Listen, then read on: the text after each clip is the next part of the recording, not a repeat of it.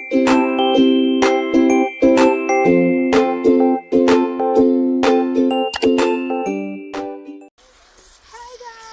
Ayan! Welcome back to my channel!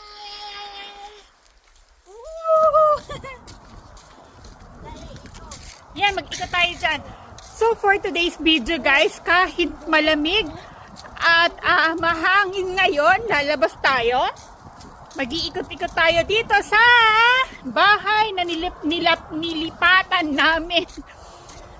Sa bahay na nilipatan namin guys. Let's see kung makakakita tayo ng kangaroo. Lumalabas kaya yung mga kangaroo kapag malamig ang panahon.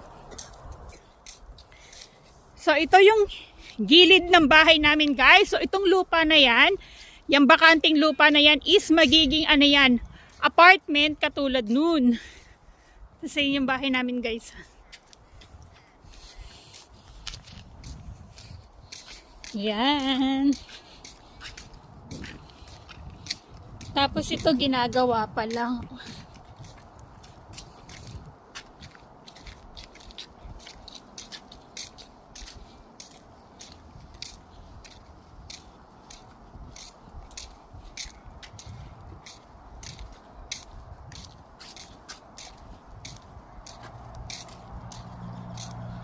Ayan, bakanting lupa.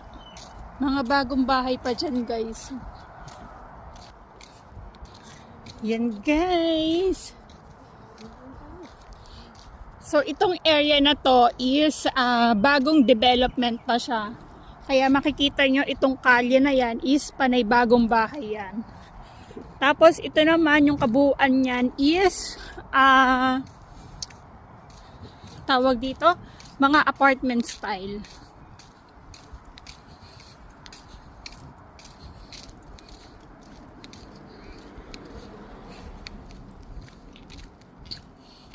Ayan, makikita nyo guys, for lease. For lease. So, ibig sabihin ng for lease is for rent pa. And then, siguro, the rest of this is, ano na siya, may re-renta na.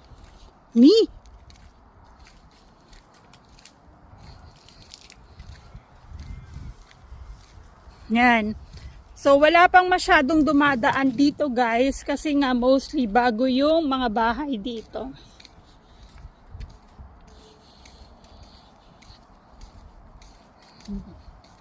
Tahimik pa masyado guys, tahimik pa. Ang ganda ng mga bahay dito. Mga malalaki. Ito ang ganda ng harapan nila.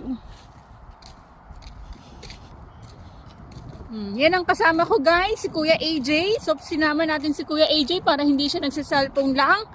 At ayan si Tarits.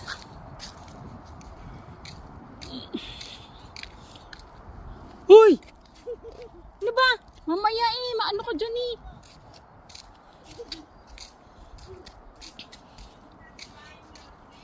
Naku! Mamaya pagbintangan pa tayo, wag nanakaw dyan. Yan, ganito yung mga ginagawang bahay dito sa Australia. Made of kahoy guys, tapos tatakpan lang ng bricks, yung parang maliliit na hollow blocks. And then, bahay na siya guys.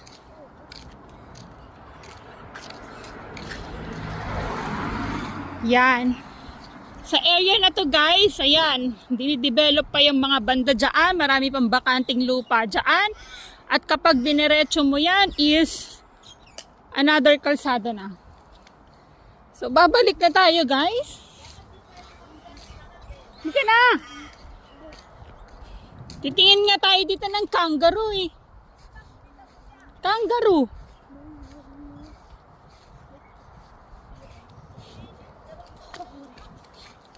Nay, nakapipi na.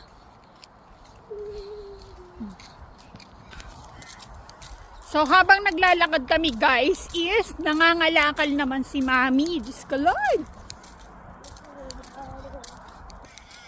Ayan guys, pabalik na tayo ng bahay. Kasi parang feel ko uulan. Nakita nyo naman ang ulap, madilim-dilim. So, tinur ko lang kayo dito sa area. Yan, tinur ko lang kayo dito guys sa area na to kung saan kami lumipat kasi nga ano pa siya, new development pa siya. At syempre guys, ang maganda pa dito ay may kangaroo. Yan yung mga kangaroo J. Oh, kangaroo J. Hi kangaroo! Ayan siya. Dami nila. Uy.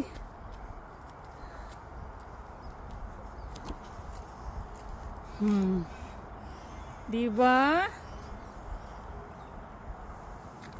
So, ayun ang bahay namin guys. Ayun. Kitang-kita mo yan sa umaga. Yung mga kangaroo na yan. Minsan madami pa sila. Saan kaya sila nagtatago? Meron nga yan. Daming mga uwak eh. Kakatawa, diba? So, pag dumating yung kapatid ko, saka yung anak niya, ayan, pupunta kami dito guys para makita nila yung kangaroo. So, yan ang famous na animals dito sa where they live? Australia. Yung mga kangaroo na yan. So, may mga place guys na may tinatawag na kangaroo feeding kung saan pwede mo silang malapitan at bibigyan mo sila ng pagkain.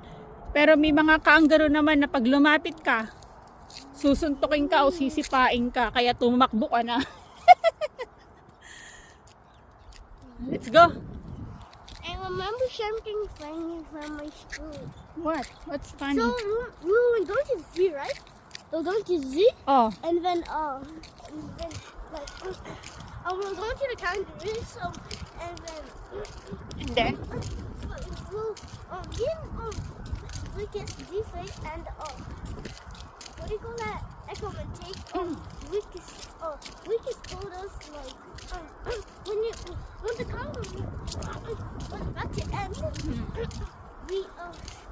Lucas said look at them. Lucas said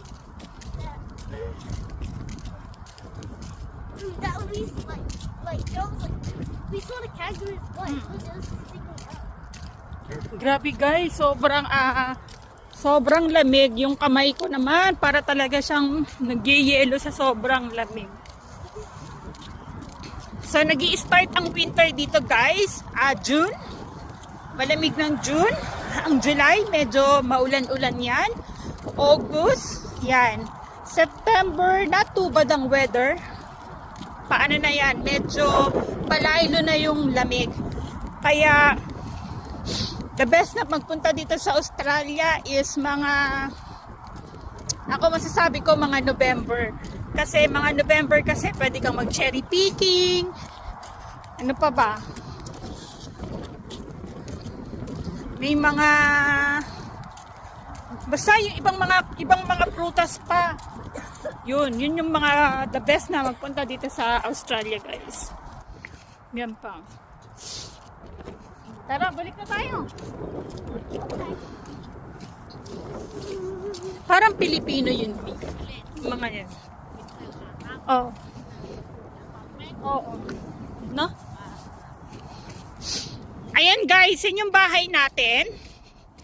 At alam nyo ba guys, dyan sa harap na yan, yung bakanting lote na yan, is tatayuan yan ng park.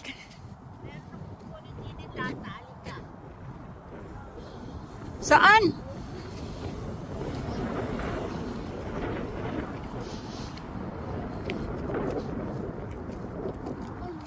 Yun, tapos doon guys, kitang-kita mo yung city oh. City view. So, ang labasan namin guys is ayan doon. Dire-diretso yung labasan namin doon. Parang makikita mo na doon yung highway. Tapos paglabas mo doon guys, ayun na yung mga grocery shop nandoon na guys. So, kung dati mga nasa 2 minutes, 3 minutes away kami, ngayon siguro mga nasa 5 minutes to 7 minutes away kami sa grocery shop.